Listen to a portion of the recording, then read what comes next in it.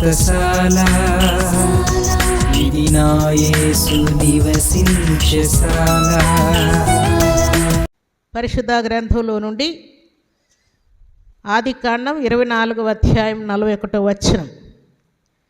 నీవు నా వంశస్థుల యొద్దకు వెళ్ళితివా, ఈ ప్రమాణం విషయంలో ఇక నీకు బాధ్యత ఉండదు.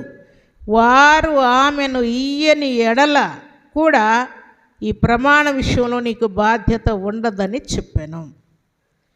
మొట్టమొదట భారం కలిగి ఉండమన్నాడు. భారం కలిగిన ప్రతి వారికి బాధ్యత ఉంటుందంట. ఎవరి హృదయంలో దేవుని గుర్చినటువంటి వాక్యము గుర్చినటువంటి సత్యమును గుర్చి, విశ్వాసమును గుర్చి, ప్రార్థన గుర్చి హృదయంలో భారం ఉంటుందో వారందరూ కూడా బాధ్యత కలిగి ఉంటారని దేవుడు ఆజ్ఞాపించాడు. ఏ విషయంలో, ఏ విషయమైనా తీసుకోండి, బాధ్యత కలిగి ఉంటారంట. ప్రతి విషయంలో బాధ్యత. ఇక్కడ భక్తుడైనటువంటి అబ్రహాము ఎలియాజరుకు ఒక బాధ్యత అప్పగిస్తున్నాడు. ఏమని బాధ్యత? నా కుమారునికి ఒక స్త్రీని నువ్వు తీసుకొని రావాలి, ఒక కన్యకను. ఆ అమ్మాయిని తీసుకురావడం నీ బాధ్యత. ఒకవేళ అమ్మాయిని ఇక్కడికి పంపడానికి తల్లిదండ్రులు ఒప్పుకోకపోతే ఇంకా నీకేం బాధ్యత ఉండదని ప్రమాణం చేసి పంపిస్తూ ఉన్నాడు.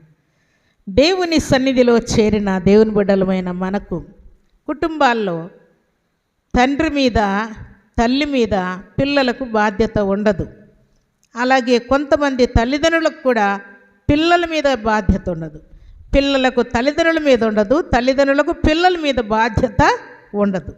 ఎందుకంటే వారు దేవుని భారం ఎరిగిన వారైతే తప్పకుండా ఈ బాధ్యతలన్నీ దేవుడు వారికి నేర్పిస్తాడు. ప్రియులారా, ప్రభు సన్నిధిలో చేరిన ప్రభు బిడ్డలమైన మన బాధ్యతను మనం గుర్తించాలని దేవుడు జ్ఞాపకం చేస్తున్నాడు. భక్తుడైనటువంటి అబ్రహాము ఎలియాజరుకు బాధ్యత అప్పగిస్తే ఆయన పర్ఫెక్ట్గా నెరవేర్చాడా లేదా చెప్పండి? నెరవేర్చాడా లేదా? ఆయన భారముగా హృదయంలో ఉంచుకొని అబ్రహాము చెప్పినటువంటి బాధ్యతను కంప్లీట్గా నెరవేర్చుకొని ఇస్సాకునకు రిబ్కాను తీసుకొని వచ్చి అబ్రహామునకు అప్పగించేంత వరకు బాధ్యతగా ఆయన పనిచేసినట్లు వ్రాయబడింది.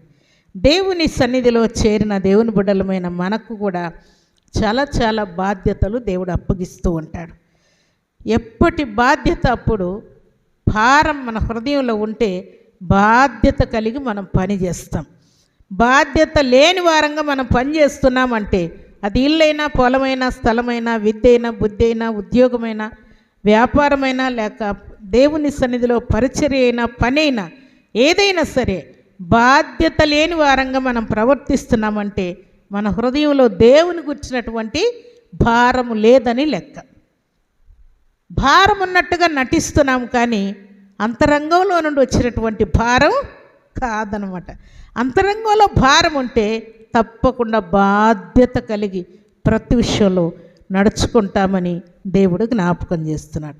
అందుకే భారం కలిగిన ప్రతివారు బాధ్యత కలిగి ఉండాలని పరిశుద్ధాత్మ దేవుడు ఆజ్ఞాపిస్తున్నాడు. దేవుని సన్నిధిలో చేరినటువంటి దేవుని బిడ్డలు బాధ్యత కలిగిన వారైతే ఎలాంటి బాధ్యత కలిగి ఉంటారంట చూడండి. పరిశుద్ధ గ్రంథంలో ఎస్తేరు గ్రంథం 9వ అధ్యాయం 30వ వచనంలో చక్కని మాట అక్కడ వ్రాయబడింది. మరియు యూదులైన మొర్దెకైయు రాణి అయిన ఎస్తేరును యూదులకు నిర్ణయించిన దానిని బట్టి వారు ఉపవాస విలాప కాలములు ఏర్పరచుకొని అది తమ మీదను తమ వంశపు వారి మీదను ఒక బాధ్యత అని ఎంచుకొని వాటిని జరిగించదమని ఒప్పుకొనిన ప్రకారం ఏం చేశారంట? మొర్దెకయి, ఎస్తేరు ఏ ఏ నియమాలు పాటించమని ఆజ్ఞాపించారో దేవుడు మనకు తోడయిండి మన ప్రార్థన ఆలకించి హామాను చేతిలో నుండి తప్పించి యూదులకు మరణము తప్పించి ఇంత ఘనకార్యం జరిగిన తర్వాత మనమేం చేయాలని వారు ఆజ్ఞాపించారో వాటిని పర్ఫెక్ట్గా నెరవేరుస్తామని ఉపవాస విలాప కాలములను ఏర్పరచుకొని అది తమ మీద తమ వంశపు వారి మీదను బాధ్యతగా ఎంచుకొని వాటిని జరిగిస్తామని ఒప్పుకున్నారంట. ప్రియులారా, దేవునికి స్తోత్రములు కలుగునుగాక, దేవునికి మహిమ కలుగునుగాక. బాధ్యత కలిగిన వారు ఏది ఒప్పుకుంటారో దాన్ని పర్ఫెక్ట్గా చేసుకుంటూ వెళ్ళిపోతారు ప్రియుల. అందుకని వారు ఎస్తేరు ఉన్నా లేకపోయినా, మొర్దెకై ఉన్నా లేకపోయినా, ఎవరున్నా లేకపోయినా మేము ఒప్పుకున్న దాన్ని ఏం చేస్తాం? జరిగిస్తాం, మా బాధ్యత మేము నెరవేరుస్తామని వారు ఒప్పుకున్నారంట ప్రియులారా. ఉపవాసం ఉన్నప్పుడు దానికి ఒక కాలం ఉంటుంది. ఆ కాలములో విలాపం కూడా ఉంటుంది. విలాపం అంటే ఏడుపు, దుఃఖము, కన్నీరు. ఉపవాసం ఉన్న ప్రతి వారికి కూడా ఏదో ప్రాబ్లం ఉంటేనే కదా ఉపవాసం ఉండేది. ఎస్తేరు వాళ్ళు ఒక ప్రాబ్లానికి ఉపవాసం ఉంటే, నినివే పట్టణస్థులు ఇంకొక కారణాన్ని బట్టి ఉపవాసం ఉన్నారు. దావీదు ఇంకొక కారణాన్ని బట్టి ఉపవాసం ఉన్నాడు. భక్తుడైన దానియేలు ఇంకొక దానికి ఉపవాసం ఉన్నాడు. ఇలాగున భక్తులు ఒక్కొక్క కారణాన్ని బట్టి ఉపవాసం ఉండి ప్రార్థన చేసినట్టు వ్రాయబడింది. అందుకని వారు ఏమంటున్నారంట? ఉపవాస కాలముల విలాపములన్నీ కూడా జాగ్రత్తగా నెరవేరుస్తామని ఒప్పుకొని వారు జరిగిస్తామని తీర్మానం చేశారంట ప్రియులారు. నెరవేర్చి మహత్తరమైన కృపచేత మనలందరినీ ఆశీర్వదించి ఆయన కృపలో వర్ధిల్ల చేయునుగాక. ఆమేన్.